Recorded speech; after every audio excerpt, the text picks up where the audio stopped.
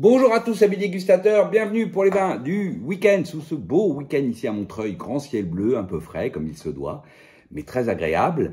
Et alors ce week-end, on n'a pas bu énormément, c'est plutôt une bonne chose d'ailleurs. Quoique vendredi soir, il y a eu mon dîner d'associés. Et je voulais quand même vous parler deux des vins, enfin on en a bu deux, mais les deux méritent qu'on en parle. Le premier, c'est un Coteaux du Loir, le domaine des Roches Bleues, et c'est label Donis, un 100% Pinot Donis. Alors moi, et c'était 2020. Moi, 2022. Et moi, je dois vous dire, j'adore le Pinot Donis. Donc, non, c'était bien 2020, je suis en train de réfléchir. En même temps. Moi, j'adore le Pinot Donis. Et ce 2020 de Pinot Donis, 100% Pinot Donis, il est très joli. Voilà, très beau vin. Alors, faut aimer, évidemment, c'est pour les amateurs de PDF, comme on dit sur LPV. Hein. Allez pas trouver de la structure, de la puissance. Voilà, c'est pas robuste, non, c'est charnu. Voilà, donc c'est assez léger en termes de structure. Grande finesse, très beau tanin soyeux, et puis surtout cette explosion de groseille, de framboise, de cerise, groseille cerise plutôt, avec ces notes de pivoine très fleuries, extrêmement agréable, et voilà une finale tonique. Comme on est en 2020, il y a quand même un peu de puissance, alors de puissance au sens force du vin, jolie fraîcheur, voilà, c'était très joli. Et le deuxième vin qu'on a bu, c'est un Chambol Musigny du domaine Méo Camuset 2020 à nouveau. Tout Chambol, tout Méo. Moi, j'aime beaucoup. C'est du grand classique. Oui, c'est très bon, quoi. Méo, c'est quand même très bon. Il n'y a pas à dire. C'était très bon, ce Chambol 2020. De Méo Camuset. Et puis ce week-end, on continue la découverte des 2021. Enfin, la découverte. Plutôt, on n'est plus à la découverte, on en est à la confirmation de ce millésime 2021 qui, ma foi, comment dire, donc c'est le millésime classique. Alors là, qu'est-ce qu'on a bu cette semaine? On a bu un Volnay Roburgeon-Mur 2021. Bon, c'est à la fois le millésime classique bourguignon, j'adore. C'est bien, ça permet de mettre tout et rien là-dedans.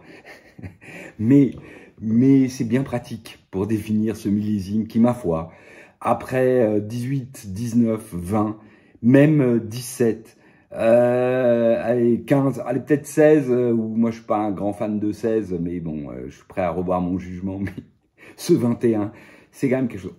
Je vais vous dire, c'est triste ce que je vais dire, mais pour l'amateur de vin, heureusement qu'il a grêlé et surtout il a gelé. Parce que du coup, on a quand même un peu de concentration pour rattraper des vivacités quand même très prononcées. Donc on a de la concentration et un peu de densité. Et dans ce Volnay, c'est ce qui rattrape. Alors après, on est sur un Volnay, tout ce qui est plus classique justement. On est groseille, notes de ronces, de sous-bois, végétal assez marqué, fond, amande, noyau, bouche tendue, même plus que tendue, enfin bouche tendue à l'attaque. Et puis en finale, c'est vif. C'est tout juste enrobé par les tanins. On sent l'effet millésime. Alors après, David, il a correctement travaillé. Voilà, ça reste bon, c'est classique, c'est un Bourgogne tout juste en maturité. Voilà, assez vif.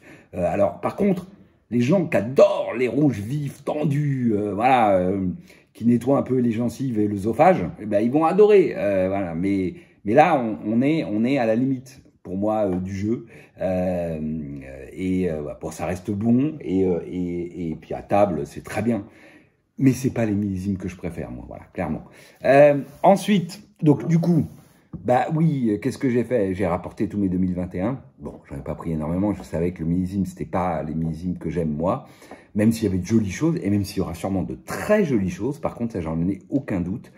Mais du coup, j'ai gardé la plupart des vins à boire là, dans les 2, 3, 5 ans, et à part quelques grands crus et quelques crus un peu, que je vais emporter en cave, le reste, je vais boire tout assez vite. Mais ce qui est parfait, parce que ça permettra d'attendre 18, 19, 20, et puis les futurs 22, qui eux, par contre, je dirais, auront leur maximum un peu plus tard. Donc finalement, la nature est bien faite.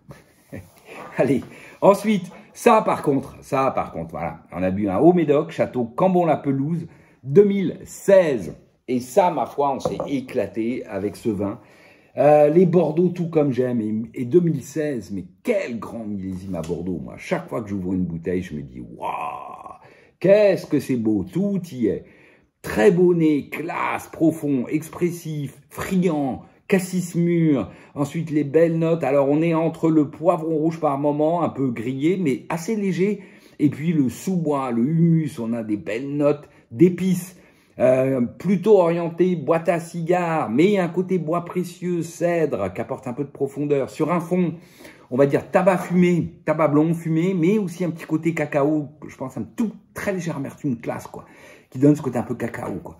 Belle bouche, charpentée, droite, profonde, beau tanin, concentré, dense, soyeux, précis. Voilà, tout y est. Prenez ça en bouche, ça part ample, puis c'est bien droit. Voilà, ça vient caresser le palais, c'est intense. Belle finale, fraîche, longue, profonde, tout en étant très acidulé, donc enfin pas très acidulé, donc bien friand. Voilà, donc on n'est pas du tout dans l'austérité. Waouh, voilà, un très beau millésime de Cambo-Limpelouse. De toute façon, 2016, donc un très beau millésime à Bordeaux en général. Et donc, Cambo-Limpelouse, ça lui va très très bien. Moi, j'aime beaucoup ce cru du Haut-Médoc. Je trouve que c'est un rapport qualité-prix sur des millésimes comme 2016 absolument formidable. Je rappelle, c'est un vin qui, à l'époque, devait se payer une quinzaine d'euros. Elle est peut-être 16, 17, 18 euros max. Ouais, vous avez du vin là-dedans pour 18 euros. Waouh! Là, je parlais la semaine dernière des prix des Bourgognes sur 2021, puis ensuite sur 2022. Bah ouais, à un moment, moi, je me dis, ouais, ça, 18 euros pour ça, waouh, c'est quand même de la super cam, quoi. Voilà, on a Sylvia, qui est pas grand fan de Bordeaux, elle aime bien les grands Bordeaux, évidemment, comme tout le monde. Mais là, bon, Cambo-Limpelouse, sur l'étiquette, c'est pas grand Bordeaux, hein. Bah, elle a beaucoup aimé, elle a trouvé ça vraiment très très bon. Et il y a de quoi, parce que c'est très bon. Alors, pour ceux qui connaissent le cru, on n'est pas loin pour moi de 2000, qui est un très beau millésime de Cambo-Limpelouse, c'est toujours excellemment goûté. Voilà, hein, c'est pour moi, il y a 2000 et 2016, deux très grands millésimes de Cambo-Limpelouse. Alors, je n'ai pas tout bu, mais j'en ai bu quelques millésimes quand même. Voilà pour ce week-end. Vous voyez, c'était tranquille. Hein. Allez, sur ce, je vous souhaite à tous une excellente semaine. Et puis alors, la semaine prochaine, si je me trompe pas, on ne devrait pas tarder à arriver dans les fêtes. Donc, pas sûr que ce soit dimanche soir, parce qu'en plus, je crois que Noël, c'est pile le 25, je crois que c'est dimanche, donc ou lundi. Donc, ça va être le 24 au soir, il va falloir préparer le dîner. Enfin, bref.